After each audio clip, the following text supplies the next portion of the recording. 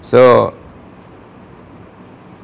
ayat berikutnya, fa'athabakum. Kemudian Allah Subhanahu wa taala fa'athabakum. Athabakum maknanya menimpakan atas kamu, okey, ghamman bi ghammin. Kalimah athaba asalnya daripada kalimah thawab. Tha waw alif ba. Maknanya apa? Pahala, reward. Athaba di sini, athaba itu past tense verb dari af'ala. Athaba maknanya Allah telah memberi pahala. Thawab itu. Thawabun maknanya pahala, reward. Okay. Thawaban min indillah. Jadi di sini fa'athabakum, asal bahasanya Allah memberi pahala, reward kepada kamu. Tapi di sini dia maknanya lain, iaitu kebalikannya. Menimpakan ke atas kamu suatu apa? Musibah. Artinya apa? Kerana sebab kamu lari meninggalkan Rasul sallallahu alaihi wasallam. Kedua, padahal Rasul yad'ukum, menyeru kamu terus saja berbuat demikian. Itu maka akhirnya Allah menghukum kamu. Jadi di sini thawab bermakna hukuman, bermakna iqab. Pada ayat ini maknanya fa'athabakum, athaba bermakna apa namanya, iqab. Allah Subhanahu wa taala mengiqab, maknanya menghukum kamu. Okey. Aqaba di sini past tense verbnya, ya. Bermakna Allah menghukum kamu. Jadi kerana dua di sini, ya, kesalahan. Yang pertama lari, dan keduanya tidak memenuhi seruan Rasul untuk kembali. Maka akhirnya Allah menimpakan kepada kamu hukumannya. Fa'athabakum. Apa dia hukumannya itu? Ghamman. Di sini diterjemahkan kesedihan. Okay. Al-ghamam maknanya kesedihan atau ghumum, okay. Satu kesedihan, dan bighammin dengan kesedihan yang lain.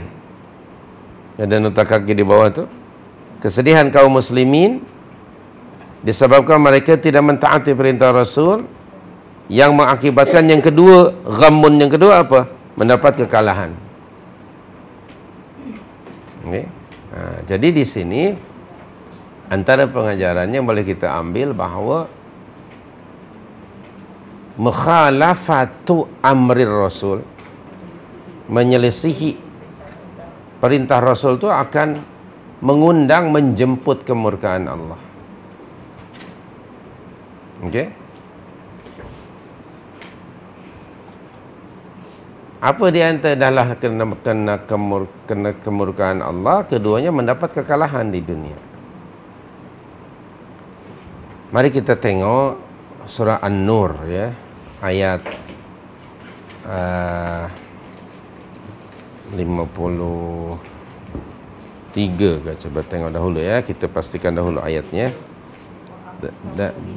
Dan sekejap, ya. Surah yang ke-24. Saya ragu-ragu ni 53 ke 63. Okey, 63, minta maaf, bukan 53. 63. Okey. So di tengah-tengah ayat itu, baris ketiga, ada kalimah falyahdhar. Itu. Ini peringatan, ya, dari Allah Subhanahu wa taala kepada siapa saja yang yukhalifu an amrir Rasul. Sudah jumpa, ya, ayatnya, ya. Bismillahirrahmanirrahim. Falyahdharil ladzina yukhalifuna an amrihi an tusibahum fitnatun au yusibahum azabun alim. Terjemahan makna ayat, maka hendaklah orang-orang yang yukhalif, menyelisihi, menyalahi oppose atau against, ya, menyalahi, menyelisihi perintah Rasul. Hendaknya mereka takut, okay,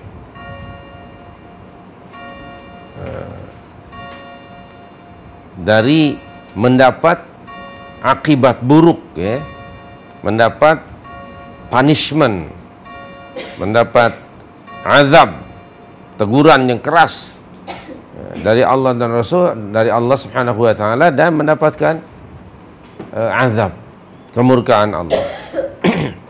Di sini Allah menjelaskan bahwa akibat dari menyelisihi perintah Rasul itu akan dapat dua perkara. Yang pertama, di dunia akan apa? Ditimpa fitnah. Fitnatun literally cobaan, dugaan. Maksudnya di sini musibah. Seperti umpamanya dalam perang Uhud, kekalahan. Kekalahan yang teruk dalam peperangan itu. Kemudian kehilangan nyawa, ramai yang terbunuh. Okay. Itu fitnah di mana azab. Fitnah di mana azab. Dan yang kedua itu di dunia, ya, di akhirat nanti macam mana? Azab yang pedih. Au yusibahum azabun alim. Wal iyadu billah. Jadi jangan ada di kalangan umat Islam yang yukhalifu amri Rasul, yang menyelisihi perintah Rasul.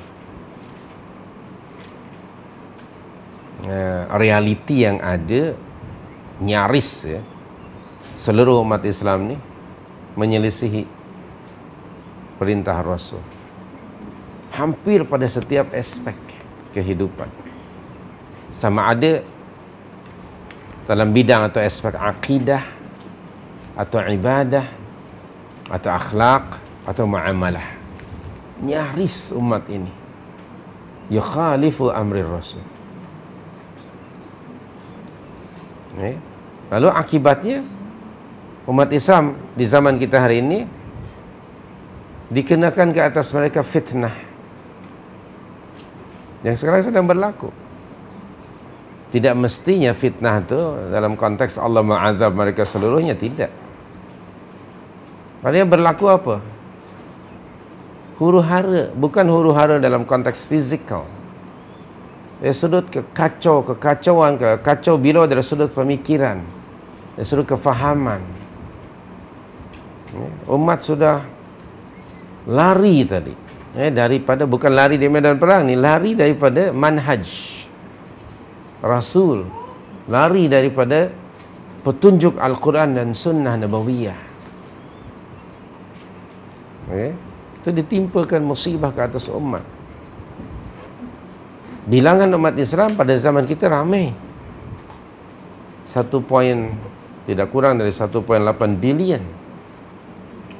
Tapi umat ini tidak punya apa? Tidak punya kekuatan. Tidak diambil kira oleh orang lain kewujudan umat ini. Seolah-olah adanya umat ini macam tak ada. Seolah-olah begitu.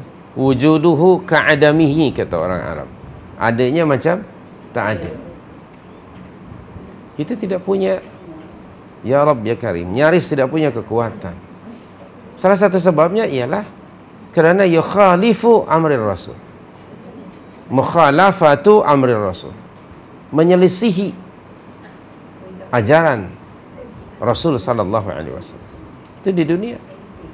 Mari kita segera bertaubat dan menyadarilah.